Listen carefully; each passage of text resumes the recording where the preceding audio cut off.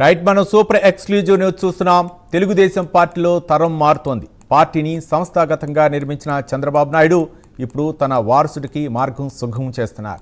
తండ్రి బాటలోనే నడుస్తున్న నారా లోకేష్ ఎమ్మెల్యేలు ఎంపీలతో ఆత్మీయ విందులు నిర్వహిస్తూ 1995 నాటి చరిత్రను పునరావృతం చేసేందుకు రంగం సిద్ధం చేస్తున్నారు.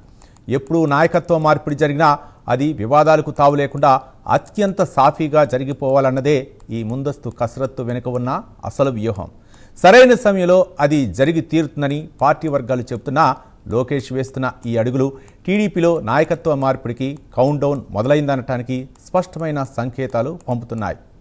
ఇదే అంశానికి సంబంధించి మరింత సమాచారం ఏపీ అసోసియేట్ ఎడిటర్ వాసు మరిన్ని వివరాలు అందిస్తారు. వాసు. రవి, మీరు అన్నది అక్షరాల నిజం. ఎందుకంటే ముందస్తు కసరత్తు ఇప్పటికే ప్రారంభమైపోయింది. అందులో భాగంగానే పూర్తిగా మారిన మనిషిని చూస్తున్నాం. లోకేష్ని గతంలో ఏ విధంగా ఆరోపణ చేసేవారు, రోజా వంటి వారు ఎంత మొత్తం విమర్శించేవారో లేకపోతే అవమానపరిచేవారో మనం చూసాం.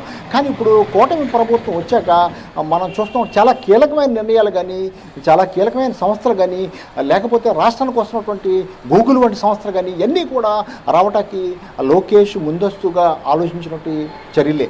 అందులో భాగంగానే 1995లో ఏ విధంగా అయితే చంద్రబాబు యాక్టివ్గా ఉండి మొత్తం ఈ సీఎంగా కావటానికి కానీ, సీఎంగా బాధ్యత తీసుకుంటాక కానీ గతంలో ఏ విధంగా చేశారో ఆ సేమ్ తండ్రి బాటలోనే తనయుడు తప్పనిసరిగా లోకేష్ కూడా ఆ విధంగానే నడుస్తున్నాడని చెప్పొచ్చు. అందులో భాగంగానే ఇటీవల కాలంలో ఎవరు ఊహించిన విధంగా ఎమ్మెల్యేలు ఎంపీలు రీజనల్ అంటే పార్లమెంటు వారీగా వాళ్ళతో ఆత్మీయ సమావేశం, అంటే ఎమ్మెల్యేలు ఎంపీలతో మాట్లాడటం సహజమే, కానీ వాళ్ళ కుటుంబాలని వాళ్ళ పిల్లల్ని అంతా కూడా అంటే ఒక ఫ్యామిలీ వాతావరణం క్రియేట్ చేసి వాళ్ళందరూ కూడా ఆప్యాయత, వచ్చిన వాళ్ళకు కూడా ఆ చిన్న చితక అందరికి కూడా బట్టలు పెట్టడం, వాళ్ళని ఆనంద చేయడం, పిల్లలతో సరదాగా గడపడం, వాళ్ళ పిల్లలతో లోకేష్ గడపడం, ఇవన్నీ కూడా ఒక ఫ్యామిలీ వాతావరణం క్రియేట్ చేయడం అంతా కూడా తప్పనిసరిగా ముందస్తు కసరత్తే.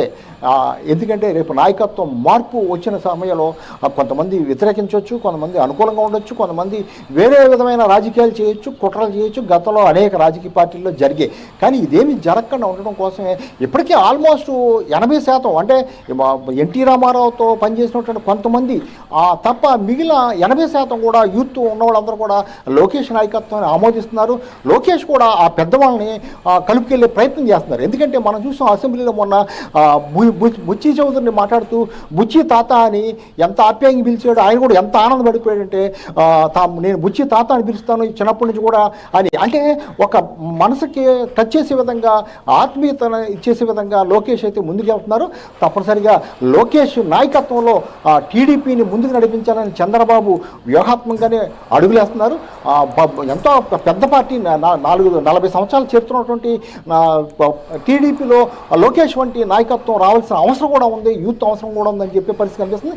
అందులో భాగంగానే యూత్ కూడా చాలామంది యువకులు కూడా టికెట్లు ఇవ్వడం, యువకులను ఎంకరేజ్ చేయడం, మొత్తం కూడా ప్రభుత్వ అభివృద్ధికి ప్రభుత్వాన్ని కలిసిమెలిసి చేసే విధంగా చేస్తున్నారు. అదేవిధంగా ఆయన ఎక్కడ కూడా కూటమిలో ఉన్న వాళ్ళని కూడా ఎవరిని కూడా హట్ చేసే విధంగా కనిపించట్లేదు. అన్ని పార్టీలు అంటే బీజేపీ అవ్వచ్చు, టీడీపీ అవ్వచ్చు, జనసేన అవ్వచ్చు, అన్ని పార్టీల్లో ఉన్నటువంటి ఎమ్మెల్యేలతో ఆత్మీయ సమావేశాలు జరపడం పట్ల అయితే చాలా మంచి వాతావరణం క్రియేట్ చేస్తున్నారు అనేది కనిపిస్తుంది. అదేవిధంగా పవన్ కళ్యాణ్ కూడా ఆయన ఎక్కడ తగ్గించట్లేదు. పవన్ కళ్యాణ్ నాకు ఎప్పటికీ పెద్దన్న నాకు అని చెప్తున్నారు. అంటే చాలా పకడ్బందీగా ఎక్కడ కూడా నటించడమో లేకపోతే స్వార్థపూరితంగానో ఎక్కడ కనిపించట్లే. వాస్తవికంగా చాలా పకడ్బందీగా నాయకత్వాన్ని లక్షణాలు పెంచుకున్నాడు. ఆయన మాట్లాడే తీరును పెంచుకున్నాడు. అప్పుడు గతంలోకి ఇప్పటికీ లోకేష్ చాలా మారాడు.